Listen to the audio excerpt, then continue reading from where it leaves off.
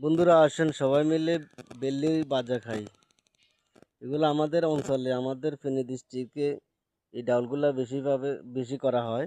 তাই আমরা এই সিজনে প্রতিনিয়ত এগুলা সিদ্ধ করে বাজি করে খাই। দেখতে কিন্তু চনা বুটের মতো খুব সুন্দর, দেখতে খুব সুন্দর, খেতেও খুব সুস্বাদু। আপনাদের কোন অঞ্চলে আপনারা এগুলা আবাদ করেন কিনা একটু জানতে চাই। আমাদের ফেনী ডিস্ট্রিক্টে এগুলা বেশিরভাগই পাওয়া যায়। এটার নাম হচ্ছে বেলির ডাউল।